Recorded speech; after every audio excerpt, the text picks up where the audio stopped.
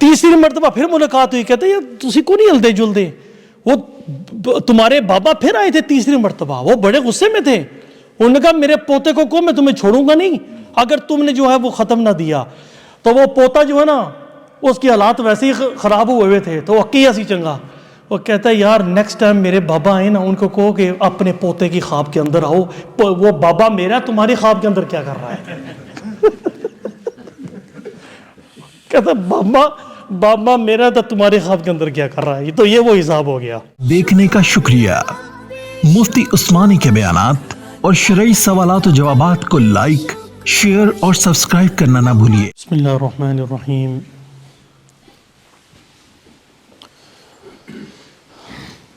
آج ہماری مجلس میں انشاءاللہ اس نشست میں ہم قرآن مجید کی اہمیت اور اس کے فضیلت کے حوالے سے بات کریں گے. لیکن اس سے پہلے ایک سوال تھا کسی ساتھی کا کہ اگر روزے کی حالت میں کوئی آدمی یا کوئی خاتون کو ٹیسٹ کروائے اور ایسا ٹیسٹ ہو جو شرمگاہ کے ذریعے جو ہے وہ ٹیوب ڈالتے ہیں, تو روزے کی حالت میں اس ٹیسٹ کو اس کے مختلف نام ہوتے ہیں. اسے خواتین کا جو ٹیسٹ ہوتا ہے اسے سمیئر ٹیسٹ بھی کہتے ہیں, اور مردوں کے حوالے سے بھی وہ ٹیسٹ ہوتے ہیں. تو بہرحال اس کی شرعی حیثیت کیا ہے, کیا وہ ٹیسٹ کروانے کے بعد روزہ ٹوٹے گا ہی نہیں. اس کے اندر دو آراء ہیں. علماء کی ایک جماعت کا کہنا یہ ہے کہ جو شرمگاہ اور معدے کے درمیان منفذ جو ہے وہ موجود ہے اور جس کی وجہ سے روزہ اس کا ٹوٹے گا. لیکن جدید تحقیق کے مطابق اور آج کل جو معاصر علماء ہیں ان کی رائے یہ ہے کہ, اور میڈیکل جو یہ کہتی ہے کہ شرمگاہ اور معدے کے درمیان کوئی رستہ موجود نہیں ہے. تو جب رستہ موجود نہیں ہے تو ایسے ٹیسٹ کروانے سے روزہ نہیں ٹوٹے گا. تو لہٰذا اگر کوئی آدمی کوشش کرے کہ روزے کی حالت میں نہ کروائے, لیکن اگر کوئی مجبوری ہو تو انشاءاللہ ان علماء کی رائے میں اس کا روزہ نہیں ٹوٹے گا. اب آئیے قرآن مجید کی فضیلت اور اس کی اہمیت سے متعلق چند باتیں کر لیتے ہیں. اعوذ باللہ من الشیطان الرجیم. بسم اللہ الرحمن الرحیم. اللہ رب العزت سورۃ الرحمن کے اندر ارشاد فرماتے ہیں الرحمن علم القرآن, کہ وہی رحمان ہے جس نے انسان کو قرآن کی تعلیم دی. تو یہاں صفت رحمان کو لا کر اللہ رب العزت نے اشارہ فرمایا کہ پوری انسانیت ضلالت, گمراہی اور تباہی کے رستے پر اس کے دہانے پہ کھڑی تھی, اور میں نے اپنی رحمت سے اپنا کرم کرتے ہوئے, اپنا فضل فرماتے ہوئے میں نے انسانیت پر قرآن مجید کو نازل کیا, اور نازل کر کے انسانوں کو گمراہی سے نکال کر روشنی کی طرف لے کے آیا, میں نور کی طرف لے کے آیا. اللہ ولی الذین آمنوا یخرجہم من الظلمات الی النور. اللہ ایمان والوں کے ولی ہیں اور وہ انہوں نے ان کو ایمان والوں کو ظلمت سے نکال کر نور کی طرف لے کے آئے. تو یہ اللہ کا بہت بڑا کرم ہے میرے بھائیوں. اگر اللہ نے ہمیں ہدایت عطا فرمائی تو یہ ہدایت بہت بڑی نعمت ہے. اگر اس ہدایت کی قدر و قیمت جاننا چاہتے ہیں تو بے راہ روی کے شکار لوگوں کو دیکھ لیجئے, اپنے گرد و نواح کے اندر کفار کو دیکھ لیجئے کہ جو بغیر ایمان کے ہیں. اور اگر کوئی آدمی بغیر ایمان کے مر گیا تو قرآن کہتا ہے اولئک اصحاب النار, پکے پکے جہنمی, کوئی رستہ ہی نہیں ہے. فی سم الخیاط, کہ وہ جنت کے اندر ان کا جانا اس وقت تک جو ہے وہ ممکن نہیں ہے جب تک ایک اونٹ سوئی کے ناکے سے نکل جائے, اور سوئی کے ناکے سے اونٹ نکل سکتا ہی نہیں ہے. جس طرح وہ محال ہے جس طرح وہ ناممکن ہے اس طرح کافر کا جنت کے اندر جانا بھی ناممکن ہے۔ تو ایمان کتنی بڑی نعمت ہے، اس کی قدر کیجئے، ہر روز اللہ کا شکریہ ادا کیجئے، یا اللہ آپ نے ہمیں مسلمان بنایا۔ ہمارے پاس تو اتنی اپرچونٹی ہے، باہر نکلتے ہیں ادھر غیر مسلم ادھر غیر مسلم، ہم تو ان کے لیے بھی دعا گو ہیں۔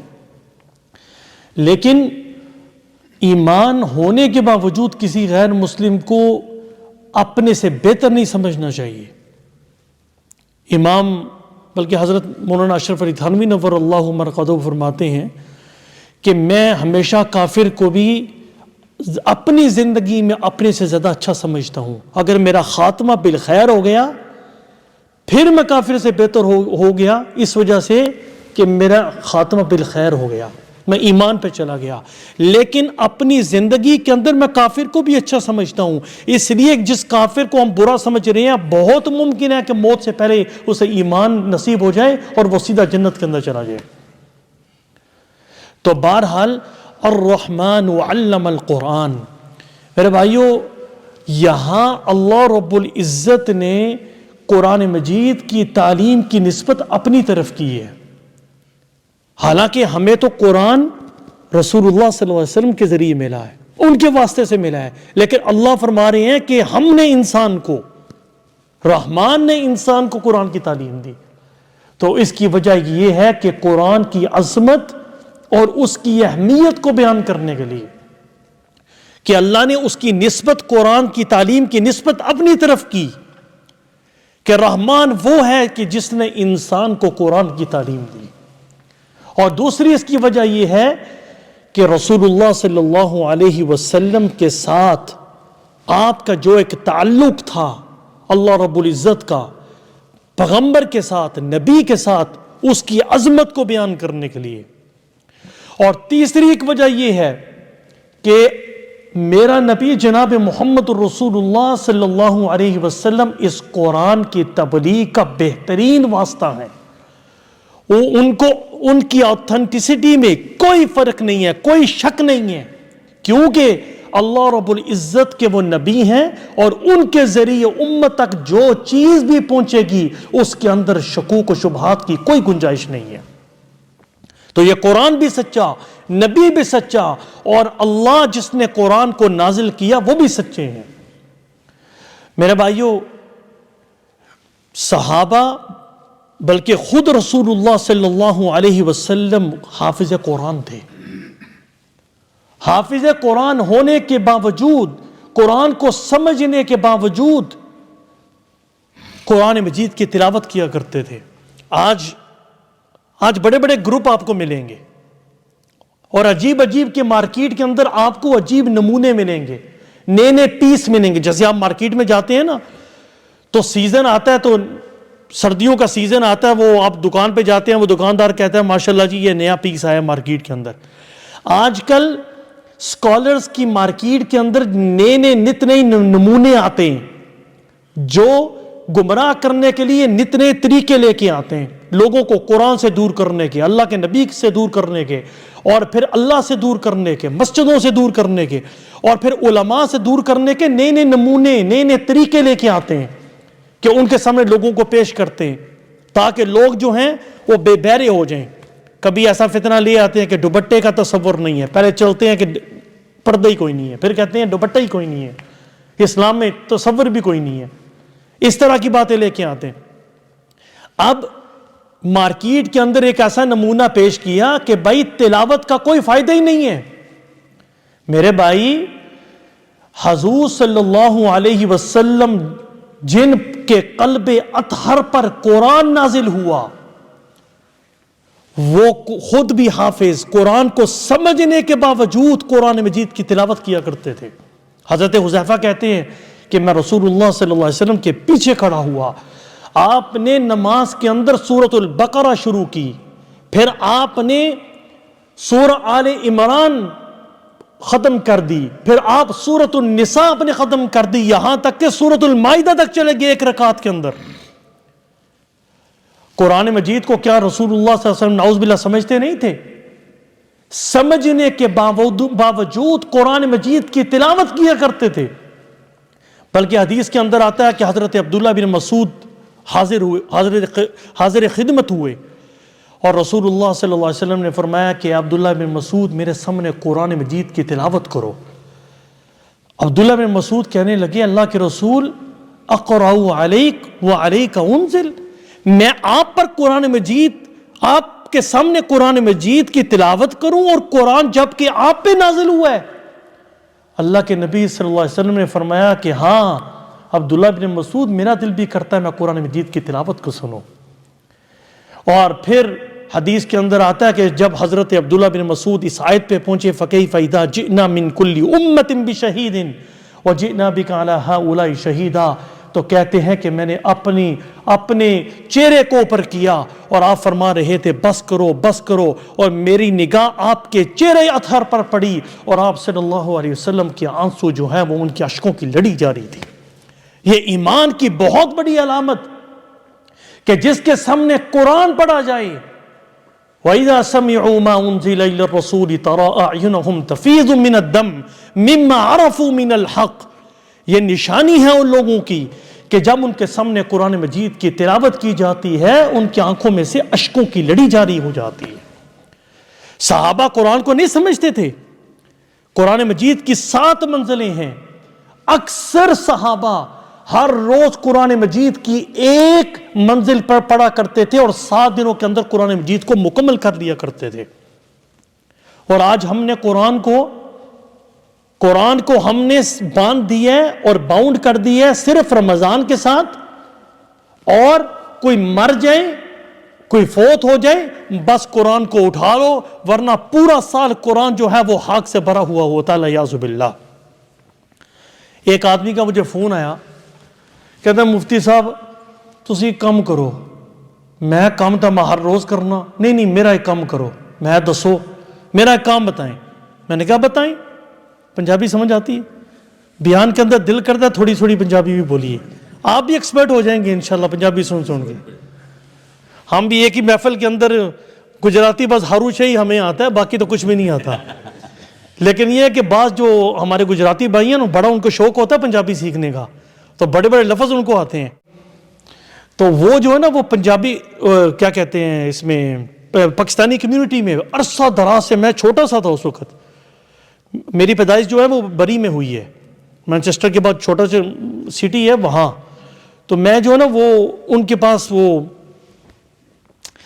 اب پتہ نہیں یہ بات سنانا صحیح ہے ہی نہیں، وہ دور بھی عجیب ہی تھا، پتہ نہیں بازی یاد آ گیا، 30 سال پہلے 25 سال پہلے میں چلا گیا ماضی میں۔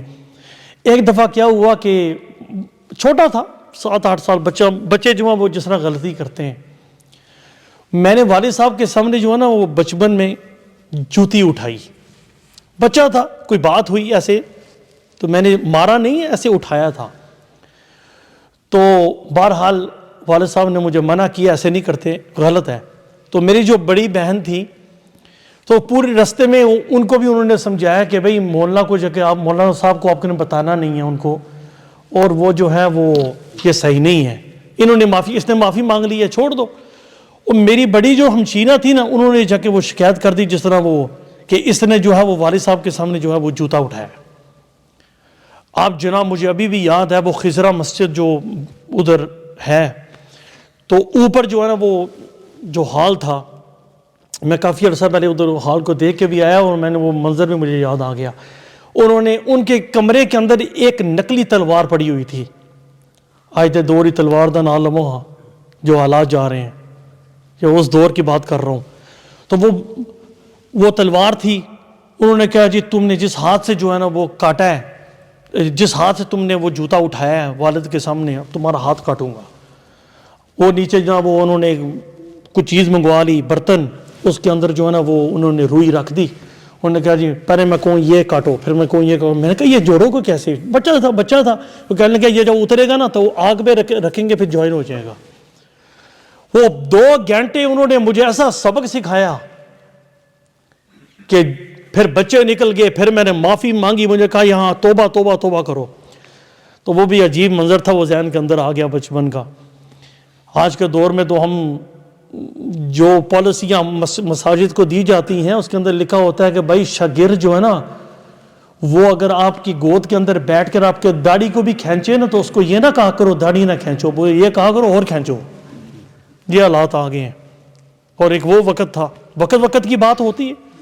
بہرحال استاد کی ڈانٹ بھی ایک محبت ہوتی ہے، استاد کی ڈانٹ بھی کچھ سمجھے تو. تو بڑا بڑا لکھا ہوتا ہے. ویسے میں تو مار کے بالکل خلاف ہوں شروع سے ہی. تو ہمارے ملکوں میں پاکستان میں جب جانا ہوتا ہے تو بڑے بڑے وہ اسکولوں کے سامنے لکھا ہوتا ہے مار نہیں پیار. تو بہرحال مارنا بھی اس حد تک بھی صحیح نہیں ہے کہ جس طرح آج کل ویڈیوز آ رہی ہیں استاد جناب وہ مار رہا ہے اور وہ جو دین کے لیبل لگائے ہوتے ہیں جناب وہ جو طالب علم آتے ہیں ان کو اتنا مار رہے ہوتے ہیں. یہ بھی بہت بڑا ظلم ہے. اگر بچہ بچپن میں فوت ہو گیا نابالغی کی عمر کے اندر تو مولانا اشرف علی تھانوی نور اللہ مرقدہ فرمایا کرتے تھے مجھے سمجھ نہیں آتی کل قیامت کے دن اللہ ان کو کس طرح بخشے گا. وہ تو ہے ہی نابالغ ہے. وہ نابالغ کی معافی تو بلوغت سے پہلے تو اس کا کوئی معنی ہی نہیں ہے. بچوں پہ ظلم دین کے نام پہ. اللہ تعالیٰ خود فرماتا ہے قلبی لنفضوا من حولک، اے نبی صلی اللہ علیہ وسلم اگر آپ تندرو ہوتے آپ سخت ہوتے یہ جو لوگ آپ کے گرد و نواح کے اندر سب بھاگ جاتے. یہ تو آپ کی نرمی کی وجہ سے اسلام کے اندر داخل ہو رہے ہیں، آپ کی اخلاق کی وجہ سے. تو یہ کیا طریقہ ہے کہ بچے آپ کے پاس پڑھنے آتے ہیں تو ڈنڈے کے ساتھ مارنا شروع کر دیں. تو بہرحال بات یہ عرض کر رہا تھا کہ وہ مولانا بلال صاحب کی بات ہو رہی تھی کہ وہ پنجابی کمیونٹی کے اندر رہتے ہیں پاکستانیوں میں تو وہ ہے گجراتی ہیں لیکن وہ اپنے بیان کے اندر جو ہے نا وہ صحیح ٹھیٹھ پنجابی کے لفظ بول رہے ہوتے ہیں. وہ بندے کو عجیب سا مزہ آتا ہے کہ دوسری زبان بولنے والا جب کوئی زبان آپ کی بولتا ہے، میں مثال کے طور پہ اردو بول رہا ہوں، اب مجھے لفظ آتے نہیں ہیں لیکن اگر میں بیان کے اندر جو گجراتی کے لفظ مکس کرنا شروع کر دوں تو وہ سننے والے کو بڑا عجیب سا مزہ آتا ہے. تو بہرحال بات یہ عرض کر رہا تھا کہ قرآن مجید کو صحابہ سمجھتے تھے لیکن اس کے باوجود منزلوں کو انہوں نے ختم کیا. تو یاد رکھیے قرآن مجید کو وہ میں بات کر رہا تھا وہ بیچ میں رہ گئی. ایک آدمی نے مجھے فون کیا کہنا مفتی صاحب ایک کام کرو میرا. میں نے کہا جی بتائیں کیا کام کروں. کہتے میری دادی فوت ہو گئی ہے تو تسی اس طرح کرو کہ منو 15 قرآن پڑھ دیو. میں جی میڈا ویلا کوئی نہیں. دادی کی دی ہے. میں نے کہا دادی کس کی ہے؟ کہتا ہے میری. میں کہا دادی تمہاری ہے تو پڑھوں میں کہا دادی تمہاری فوت ہوئی ہے درد تمہیں ہونا چاہیے تھا تو اس درد کے ساتھ قرآن پڑھتے، قرآن تمہارے سر کے اوپر چڑھتا. تو تمہیں درد نہیں ہے تو میری تو دادی بھی نہیں لگتی، میں کیا کرا دے 15 سپارے میں 15 قرآن پڑھوں. میرے پاس ٹائم نہیں ہے. تو میں کہا میں تو ایڈا ویلا کوئی نہیں. آپ کے پاس ٹائم نہیں ہے کہ آپ کی دادی دنیا سے گئی. یہ تو بشویت وہی ہو گیا مسئلہ. وہ ایک آدمی تھا مولوی صاحب نے دیکھا کہ کافی عرصے سے کوئی ختم وغیرہ کا کوئی سلسلہ نہیں ہوا، 3-4 ہفتے ہو گئے ہیں، کوئی ختم شتم کے لیے کسی نے کوئی مال نہیں دیا. کوئی محلے کے امام صاحب تھے تو انہوں نے دیکھا کہ یہ تو 3-4 ہفتے ایسے گزر گئے ہیں تو کوئی مال چھال کوئی نہیں آ رہا. تو وہ ایک بندہ ملا محلے کے اندر. کہتے یار پتر تیرے بابے نہیں منو ملے سن خوابے وچ.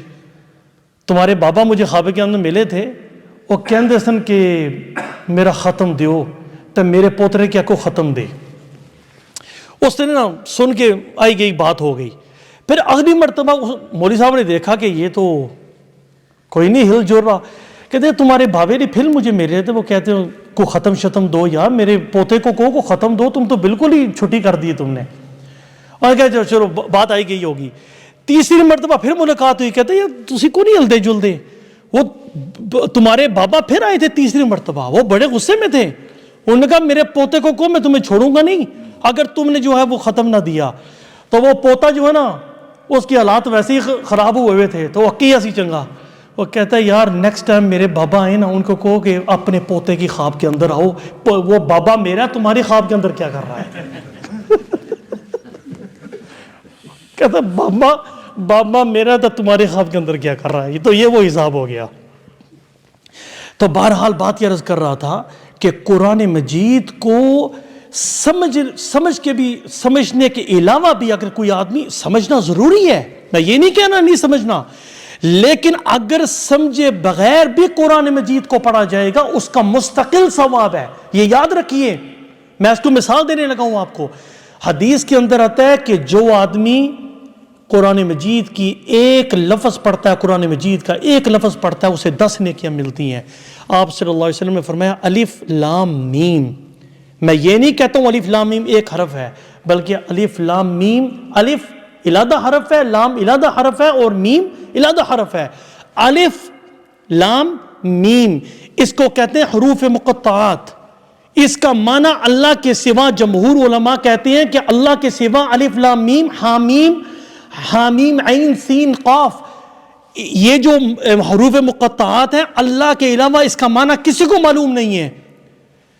جب معنی معلوم نہیں ہے تو رسول اللہ صلی اللہ علیہ وسلم فرما رہے ہیں کہ الف پڑھو گے تو تمہیں 10 نیکیاں ملیں گی، لام پڑھو گے تو 10 نیکیاں، میم پڑھو گے تو 10 نیکیاں۔ اگر کوئی آدمی الف لام میم بغیر سمجھے، اس کو معنی پتہ ہی نہیں ہے، اس کے بغیر بھی پڑھے گا، اسے 30 نیکیاں اللہ رب العزت عطا فرمائیں گے۔ کتنا بڑا ثواب ہے۔ اس لیے میرے بھائیوں، قرآن کو اپنی زندگی کے اندر لانے کی کوشش کرو۔ یہ قرآن کل قیامت کے دن اللہ سے گھلا کرے گا۔ یہی قرآن کل قیامت کے دن، یہی رسول، وقال الرسول یا ربی ان قوم اتخذوا هذا القرآن مہجورا، یہ رسول کہیں گے کہ اے اللہ میری قوم نے قرآن کو چھوڑ دیا تھا۔ میرے بھائیوں، قرآن کے ساتھ زیادتی نہ کرو، قرآن کو سمجھنے کی کوشش کرو۔ کوئی دن بغیر آپ کا گزرے نہ قرآن مجید کی تلاوت، قرآن مجید کو سینے سے لگا لیجئے۔ خدا کی قسم یہی قرآن قبر میں آپ کے کام آئے گا، یہی قرآن کل شفاعت کرے گا اللہ کے ہاں آپ کے لیے۔ اس لیے، اور پھر میں اپنی بات کو ختم کرنے لگا ہوں، ایک مشورہ دے دوں آپ کو۔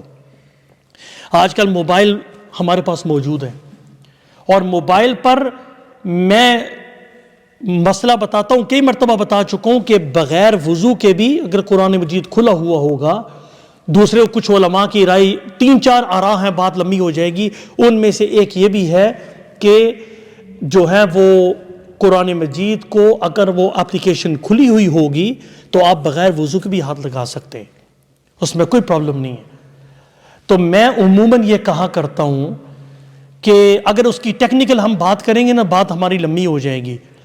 اس کی دلیل یہ ہے کہ ایک صندوق ہے، ایک صندوق ہوتا ہے نا، اس کے اوپر شیشہ لگا ہوا ہے، یہ جو میت ہوتی ہے نا اندر، اس کے اوپر وہ لگا ہوتا ہے، اس طرح کا صندوق آپ کو ذہن کے اندر آ جائے، اس کے اوپر شیشہ لگا ہوتا ہے۔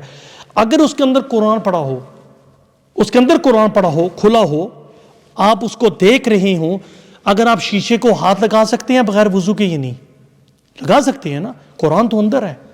تو یہ جو موبائل فون کے اندر قرآن ہوتا ہے، یہ 01 کی شکل کے اندر ہوتا ہے، اسے ٹیکنیکل فارم کے اندر کہتے ہیں بائنری فارم۔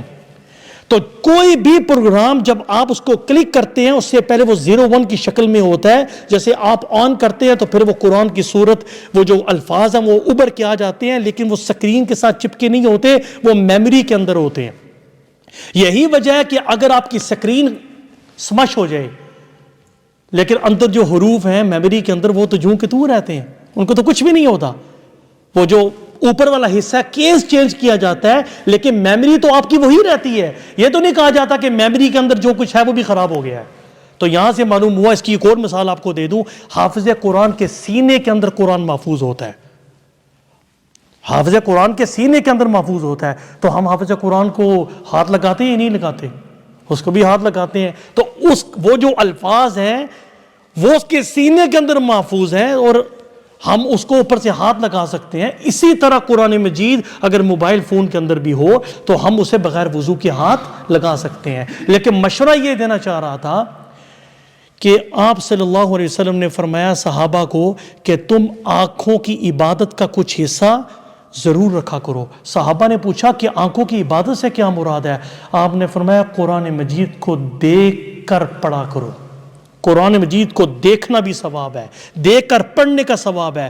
میں موبائل فون کی بات اس لیے کر رہا ہوں کہ اکثر یہ ہوتا ہے کہ ہماری نوٹیفیکیشنز آن ہوتے ہیں، ہم قرآن مجید کو جیسے پڑھتے ہیں، کوئی میسیج آیا اس پہ کلک کیا ادھر چلے گئے، پھر جناب ہم نے پڑھنا شروع کیا، پھر اس پہ میسیج نوٹیفیکیشن کا آیا، پھر ہم ادھر چلے گئے، اور پھر ہم اسی میں ہم الجھے رہتے ہیں، اور وہ جو روحانیت ہے وہ ہم اس کو نہیں پا سکتے۔